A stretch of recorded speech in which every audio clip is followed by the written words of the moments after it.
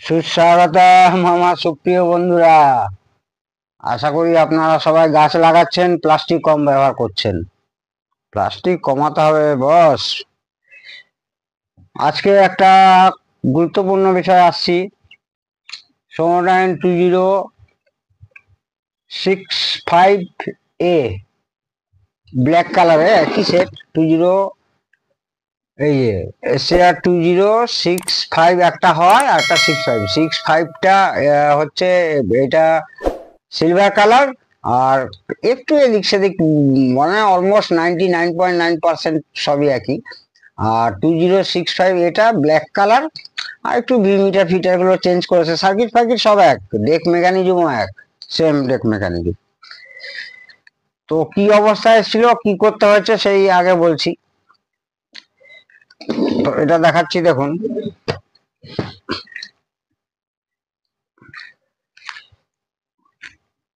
ভদ্রলোক এক জায়গায় দিয়েছিল সেটটা, আমার কপালে সব সেম সেটই আসে এরকমই। তো এইখানে আপনারা যারা জানেন বা যারা জানেন না শুনে রাখুন, যে এইখানে কিন্তু সোনোডাইন 2065 বা 2065 এতে এইখানে এসটিকে বোর্ড ব্যবহার করা হয়।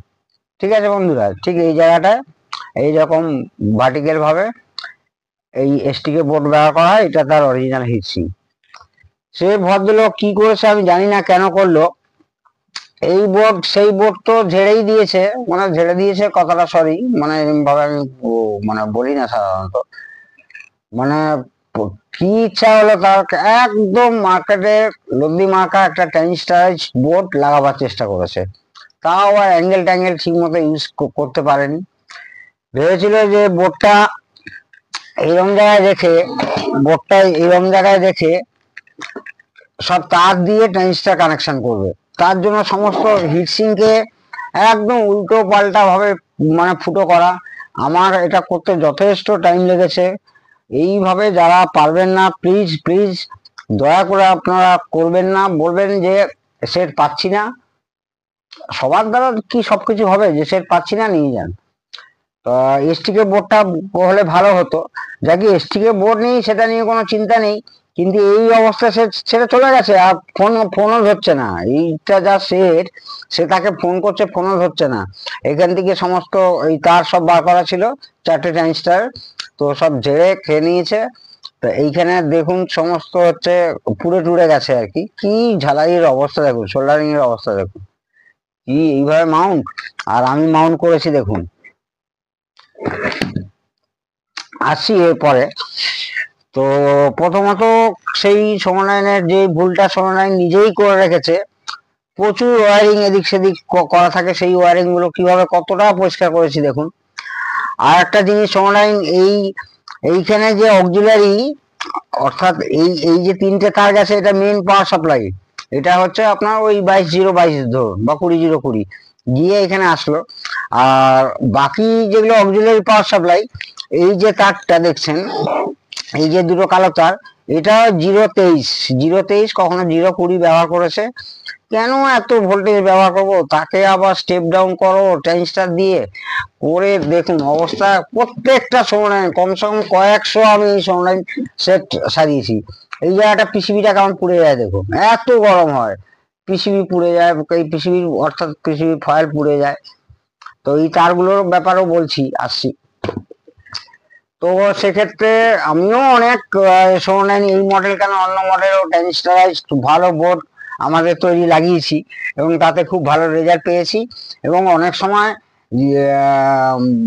কাস্টমাররা নিজে এসেই বলে যে দেখুন আমার এই সেটে এসটিকে চাই না, ট্রানজিস্টার হলে আমি ট্রানজিস্টার বারবার সারাতেও পারবো। এসটিকে একটা চ্যানেল খারাপ হয়ে গেলে পুরো এসটিকেটাই ফেলে দিতে হবে। আর এসটিকে এখন মানে কাস্টমারদের যা বক্তব্য যে এসটিকে অরিজিনাল আসছে না, আপনি এক কাজ করুন ট্রানজিস্টার দিয়ে আপনার অ্যাম্পলিফায়ারতে বসিয়ে দেবেন। তো বসাতে হলে এই ধরনের বসাতে হবে। দেখুন কিভাবে ফিটিংস করেছি, দেখুন ট্রানজিস্টারের দিকে ফোকাস করুন, দেখুন কি এইভাবে একটু নড়বে না বোর্ডটা, যত এ করুন মানে কিছুতেই নড়বে না, এইভাবে ফিটিংস করতে হবে। আগের ফিটিংসটা তো ট্রানজিস্টার গুলো ছিলই না, এইখানে অনেক ফুটো করেছিল, আমাকে আবার এক্সট্রা ফুটো করে মানে অনেক কষ্টে ম্যানেজ করেছি। এবং সে চেয়েছিল বোর্ডটা এখানে বসিয়ে কোনো রকম ভাবে এখানে কানেকশন সব তার দিয়ে তোলা ছিল, সব তার দিয়ে, এখানে বুঝতেই পারছেন এই তার অংশগুলো কেটে ফেলেছি আমি।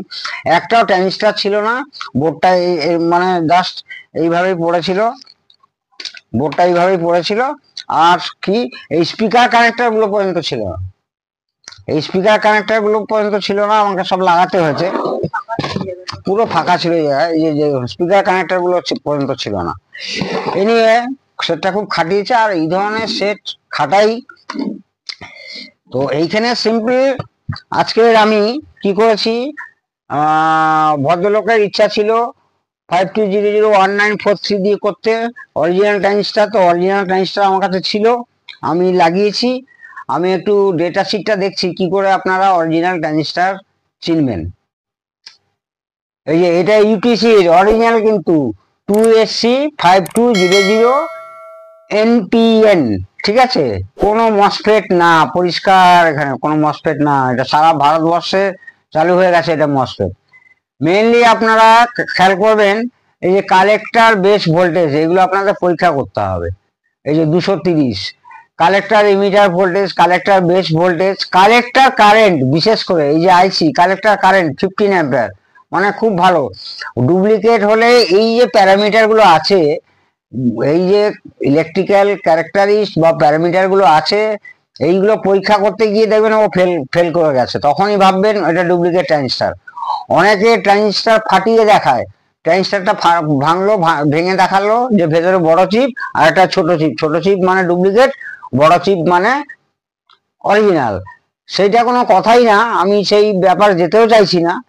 আমার মতে হচ্ছে আপনারা এতগুলো প্যারামিটার যদি চেক করতে পারেন, তাহলে বিশেষ করে কালেক্টর মানে অ্যাম্পিয়ার কত, তারপরে হচ্ছে এই যে ডিসি কারেন্ট, এই যে আমি মাউস দিয়ে দেখাচ্ছি যেটা ডিসি কারেন্ট গেন, অর্থাৎ HEF, এইটা খেয়াল করবেন, এইটা এইটা এইটা এই যে এইটা এইটা এইটা এই মিনিমাম 55 আর ম্যাক্সিমাম 160, এইটা খেয়াল করবেন। এইটা খেয়াল করলে আপনার অরিজিনাল ট্রানজিস্টার কিন্তু এই যে ডিসি কারেন্ট গেন, ঠিক আছে।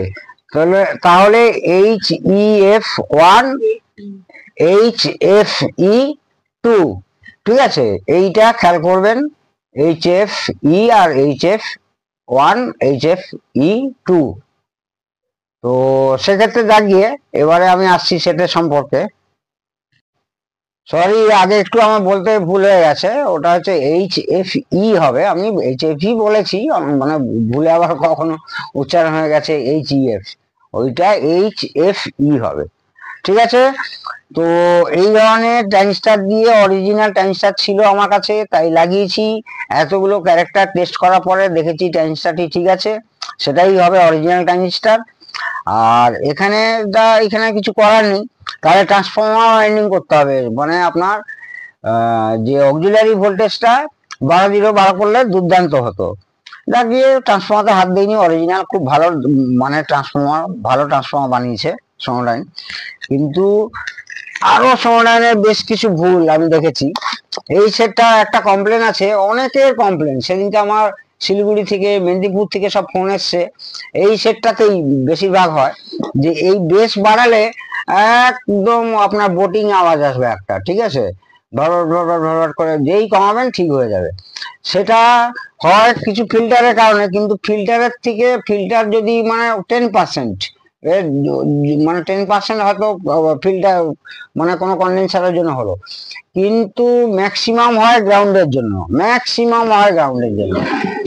এইখানে দেখুন, আমার নিজেরই অবাক লাগছে, আমি নিজেও বুঝতে পারিনি। এইটা আমি লিখেছি এসি গ্রাউন্ড, এসি গ্রাউন্ড মানে যেটা ট্রান্সফর্মার থেকে কমন কানেকশনটা আসছে, ধরুন 20 0 মানে এটা হচ্ছে জিরো, এসি জিরোটা, আর এইটাই ডিসি জিরো, মানে এসি জিরো ডিসি জিরো কিন্তু একই হলো, একই ব্যাপার। এইখান থেকে ঘুরে ফয়েলটা এখানে কিন্তু আবার এসছে, এই দেখুন এখান থেকে ফয়েলটা এখানে এসছে, কিন্তু আমি এইখান থেকে, এটা একটা গ্রাউন্ড, এখানে দুটো তারই দিয়েছি, এইখান থেকে এখানে যখন গ্রাউন্ড করলাম, মানে সেটটা যখন রেডি হলো, মানে ওই ভটভট আওয়াজ বেশ বাড়ালে আর একটা হামিং আওয়াজ কন্টিনিউ চলে আসছিল। সব সেটে দেখেছি সোনাডাইনেটা, সব সেট। তখন আমি এই যে এসি র গ্রাউন্ডটা যেটা হচ্ছে কিনা ওই 20 0 20 মানে জিরোটা, এইখানে এসে একটা মোটা তার দিয়ে দিলাম, তাতে অনেকটা কমলো। আবার একই জায়গায় এই ফয়েলটাই ঘুরে এসছে, আবার এইখান থেকে এই তারটা যখন আবার এখানে দিলাম, তখন হামিংটা একদম চলে গেল। মানে জানি না, অদ্ভুত ব্যাপার।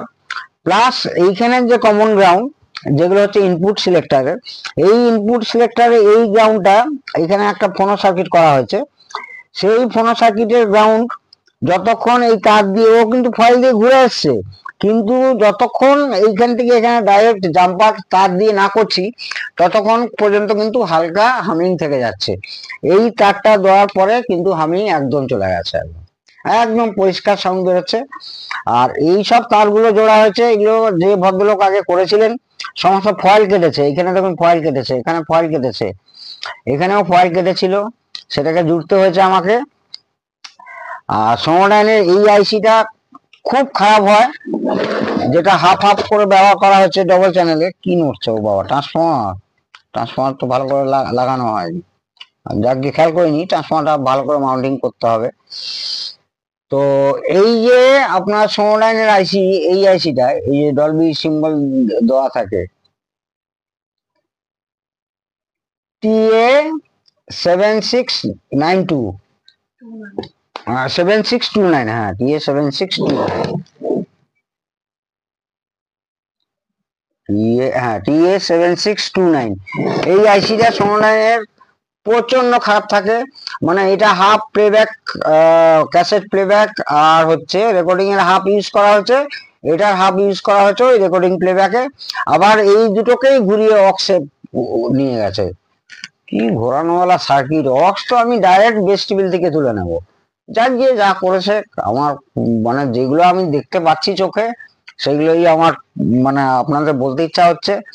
মানে অক্স যদি, মানে এই আইসি যদি খারাপ হয়, এই আইসি দুটো বা যে কোনো একটা আইসি খারাপ হলে আপনি প্লেব্যাক বা রেকর্ডিং তো বাদই দিন, প্লেব্যাকই পাবেন না, প্লেব্যাকের হেড ফ্রি এর মধ্যে, আবার অক্সও পাবেন না। অক্স তখন আপনাকে ঘুরিয়ে নিতে হবে, ঘুরিয়ে। সেই ভিডিও আমার আছে। আর যারা প্রথম দেখছেন আজকে আমার ভিডিও, প্লিজ সাবস্ক্রাইব করুন, করলে অনেক কিছু জানতে পারবেন। কারণ এই সোনোডাইনের সমস্ত মডেল আমার চ্যানেলে দেওয়া আছে, টেক বাংলা বাই ডিজিশপ সার্চ করলেই পাবেন। আর তাছাড়া সাবস্ক্রাইব করুন, সাবস্ক্রাইব করলে যারা নতুন দেখছেন তারা কিন্তু অনেক কিছু জানতে পারবেন, এবং অনেক ভিডিও আপনারা একদম লাইভ দেখতে পাবেন। তো এইভাবেই ফিটিংস হয়েছে। ওইভাবে আপনারা আগে যে ভদ্রলোক যেভাবে করতে চেয়েছিল ওইভাবে করবেন না। আর আমি সবাইকে বলছি, প্লিজ না পারলে আপনারা সেট ঘাঁটবেন না, নেবেন না, বলবেন এদিকে তার ওদিকে, ওদিকে তার এদিক।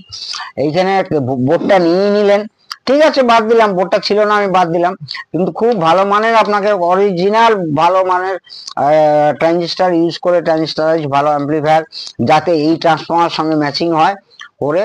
এবং এইখান থেকে এখানে এর ইনপুটটা এখানে এসছে, এইটা কি হয়, এই ট্রানজিস্টার দিয়ে হলে গেনটা একটু বেশি হয়ে যায় এসটিকের তুলনায়।